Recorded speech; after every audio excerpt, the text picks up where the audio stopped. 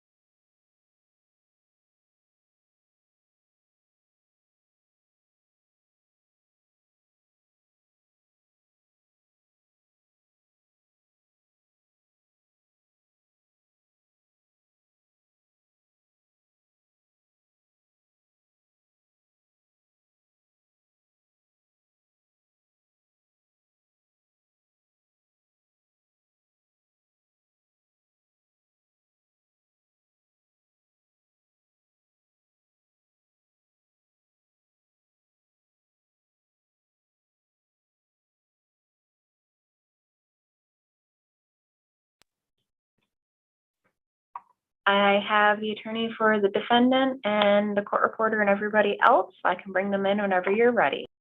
Okay, great. Please do.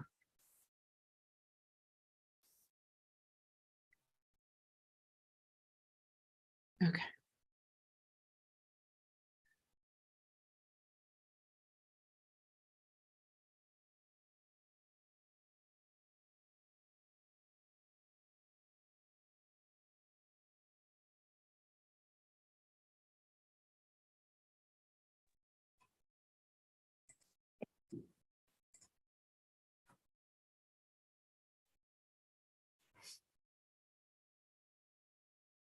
Good morning.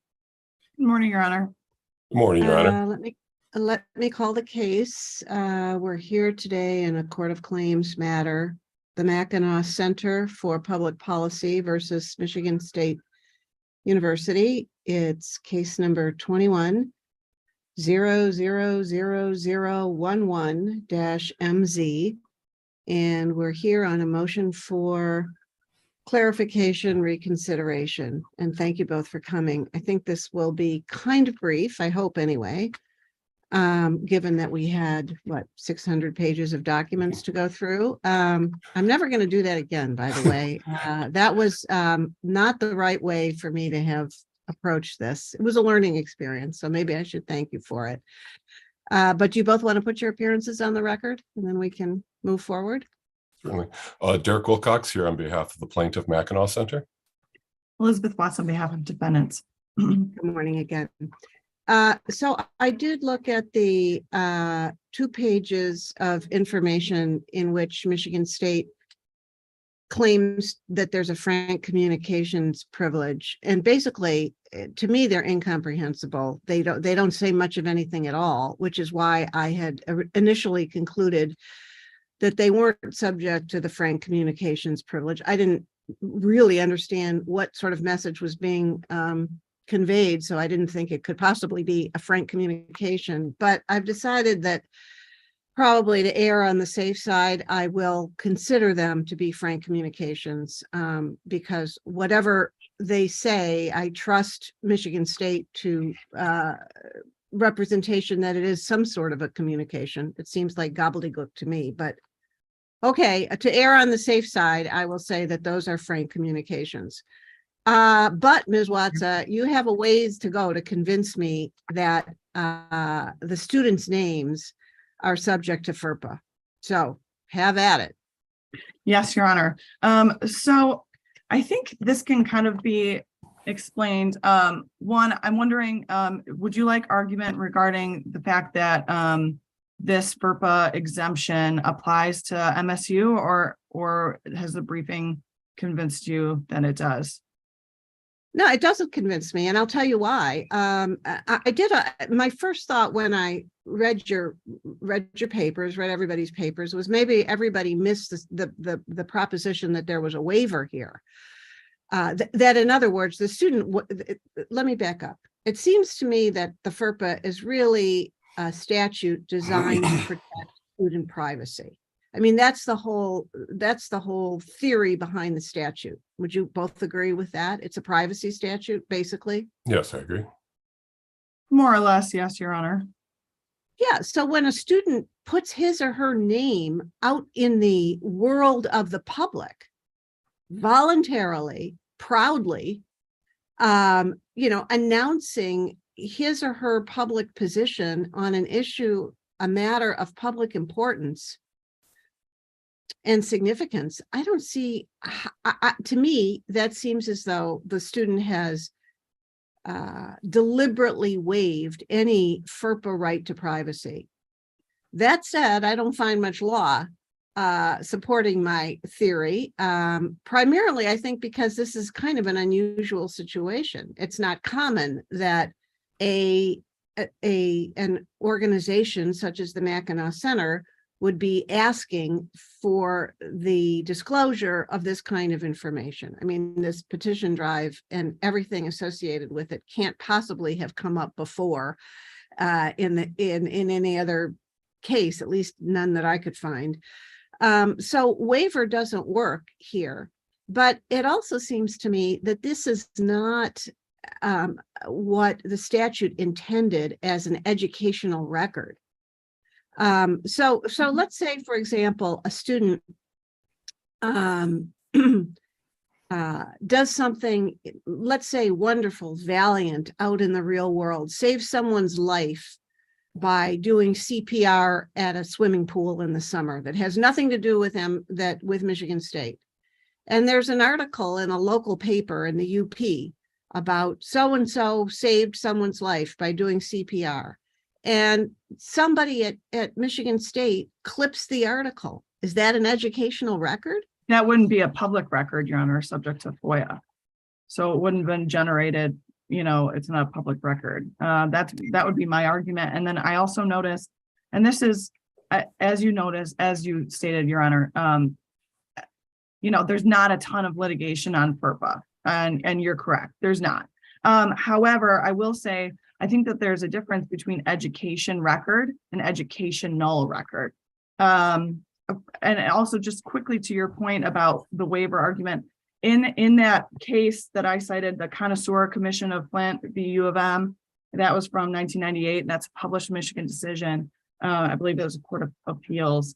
In that case, they did note that there is no, let me see here, sorry. There is no kind of waiver argument that can be made. I mean, students either expressly waive their rights under FERPA or they don't. So I understand kind of what you're saying with it's a privacy statute, but the privacy, the 13(1)A kind of arguments don't work here in terms of waiver. And further, Your Honor, I think this can be kind of understood, and also plaintiff doesn't respond to our arguments regarding Connoisseur Commission of Flint v. U of M at all in their brief, which I thought was kind of interesting because that is a published record on point of the prior version of this same exemption that we're arguing about today. But I think it's very telling to how the statute, how FERPA defines what an education record is. And it specifically says they are those records, files, documents, and other materials that contain information directly related to a student and are maintained by an educational institution. So I think what's happening here is plaintiff is trying to narrow, what an education record is. It's not an educational record. It's an education record. And there's also language with the other materials. That seems to suggest it's much more broad than plaintiff would like. Further, in their brief, I wanted to just point out something that was incorrect in their brief, they argued that the FERPA requires education institutions to maintain, it looked like maybe like a personal physical file where all educational records are kept. And that's just not true. That subsection, it's on page 5 of their brief. That subsection is talking about when someone requests these records, we have to maintain, you know, a file on all the people that are requesting the records.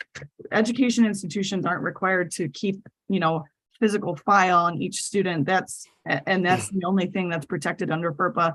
It's a very archaic view of documents. You know, it doesn't even take into account, you know, like this case, it's email servers maintained by the university. But Your Honor, I think. Let me stop you for a second. Sure. There's a term that you've used twice. Are you saying educational null? I don't really understand what you're saying. So Does it's education. So what does that FERPA mean? protects education records, right? And I think what plaintiff is trying to say is that they should only be, plaintiff is trying to limit an education record into being something in a, you know, a physical file on. Let's go back. Twice you've used, and maybe I've misheard you, a term that sounded like educational null. And maybe our court reporter picked it up, but Sorry. can you tell me what it is? No, I'm saying versus education records, educational records. So FERPA protects education records, not educational records, which is what I think they're trying to say. It has to be specifically like transcripts, and they cite some opinions from different states, and they don't address the Connoisseur Commission case that's published. In that case, there was a student athlete car information form that was requested under FOIA, and the court said, you know, it's an education record, it's directly related to the student, maintained by the school. No, you know, they don't have to disclose it under the FOIA, and that's the same kind of thing here, Your Honor. This isn't a case where if we released this document or the emails, which have, you know, student emails, it's not just their names. It's their names tied in with their student activity. So this isn't, you know, something where it's just directory information. This is their information that's tied to their student activity. And by redacting their names and producing the documents, you know, Michigan State is doing what they need to do under the FOIA. They're protecting, you know, the students' FERPA rights, and also, you know, producing the records without the personally identifying information connected to student activity. Okay, Mr. Wilcox. Well, first off, in your hypothetical, Your Honor, you asked about, you know, whether a record was put into, whether a news article, for instance, if the university kept it in their record, if that was subject to FOIA. And I would say that it most certainly is, because FOIA is anything that's used or retained. So if a university were to keep that article, then yes, that would be subject to FOIA. As to the distinction between education record and educational record, I'm not entirely sure it matters. The statute specifically says education record. And as I put in my brief, I put exactly what the federal government believes that to mean, which is transcripts, financial aid forms, things that are directly related to their education, not extracurricular activities. And throughout, I've cited several other courts that did look at this because we agreed there's not much in Michigan. The Connoisseur case is, that was, I believe, something that it was a university policy type thing. I mean, it was something that formal interaction with the university needed a record of something. And that's not like this here. This is something where they did something. The university has a record of it. And as I pointed out, I agree that saying that there's one single file is archaic, but it does say that if someone requests information about a student, as apparently we are doing, that it's exempt if it's in this file. They do use that term, permanent file, I believe, in the Supreme Court case where the federal government defined what education records are. So I would just say that this is clearly, it's not an education record. It's not something that they did that the university requested of them. It wasn't their coursework. It's not their financial information. It is something that is simply been kept by the university, and it's not related to anything that's exempt. Yeah, and it's not even, to me, it doesn't even fall within, it seems to me, the definition of an extracurricular activity. I view extracurricular in a more narrow sense. I think, for example, if you're on the football team, that's an extracurricular activity. If you're out in the world protesting something, that's an activity that doesn't have anything to do with your status as a student. It has to do with your status as a citizen. And yes, I mean, I could right now protest something that MSU is doing, or some student could protest, let's say, something that MSU is doing, but I'm not sure that there's a tie to the student's education as opposed to the student's interest in a public university and how it's spending its money, for example. All right, what else, Ms. Watson, you want to go again? I mean, it's an interesting issue. There's not a lot of law to guide the court, and the court is going to write something. What I'm going to write, I don't yet know, but I'll think about it and do some more research. But you can have at it, Ms. Watson. Sure, Your Honor. I will say, I'd like to go back to, there are 3 cases on point on this exemption in Michigan. The 2 most recent, yes, they are unpublished, but I do think that they're instructive. The Doe v. Unnamed School District case, that concerns letters regarding like the parents or guardians of this student. And the court ruled that that's not directly related, and they had to produce those records. And in Kalamazoo Transportation Association v. Kalamazoo Public Schools, pardon me, again, a 2019 unreported case. It was regarding student disciplinary records when they were on the bus to and from school. And those were held to be disciplinary records, they're educational records, and they were directly related to the student. And so what the court ordered there is that they had to be produced, but with the personally identifiable information of the student redacted. And again, in the Connoisseur Commission of Flint of the U of M case, it was a student athlete car information form that was filled out by the student and maintained by the school. And the court held that that's an education record. It's directly related to the student and maintained in the school's files. And I would say this case is very similar to the Connoisseur case. These are student activities that are maintained by the university. It was in the email servers of the university.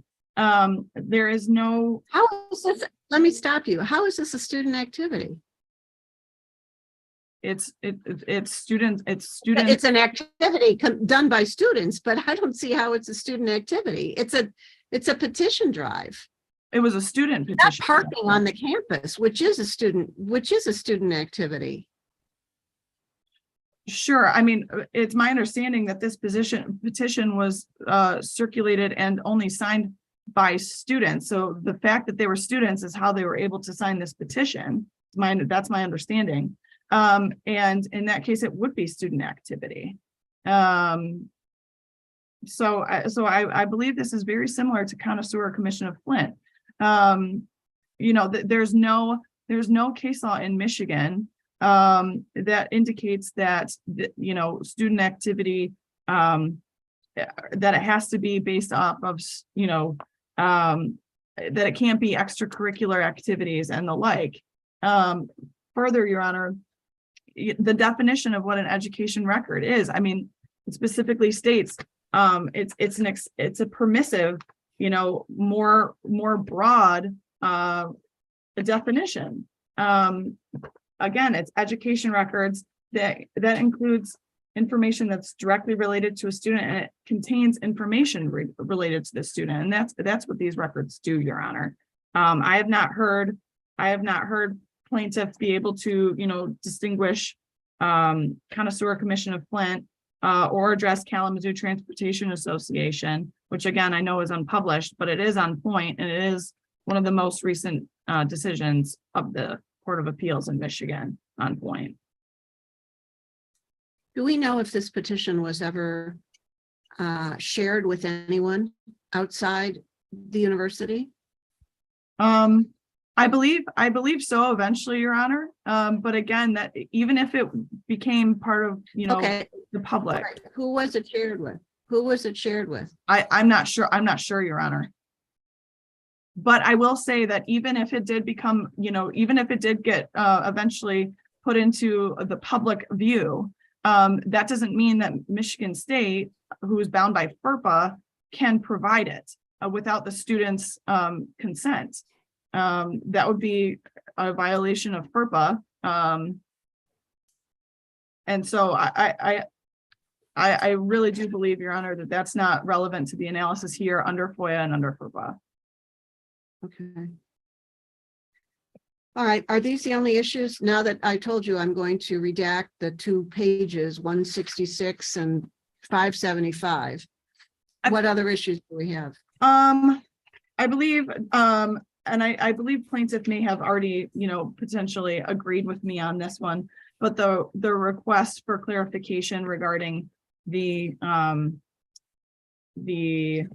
let's see, not the frank communication. Page 166, Yeah, I believe there was, she alleges that there's information there related to attorney-client privilege and cell phone numbers, which Yeah. we agreed should Okay. stay. Yeah, and thought that so. one I said I agree too. So 166 and 575. As I said earlier, they're both pretty much incomprehensible anyway, so I don't see any problem with redacting them. Thank you, Your I'll Honor. take your word for it on 575. It's in shorthand. It's Yeah, kind of, yeah, I whatever, understand. some language that I don't understand that appears to be English, but I still don't understand it, so. Okay, any other issues? I don't believe so, Your Honor. No other issues, Your Honor. Okay, all right, I'll try to get something in the next week or two. Thank you, Your Okay. Honor. Thank you, Your Honor. Thanks very much. Thanks, Madam Court Reporter. Do you need anything from us?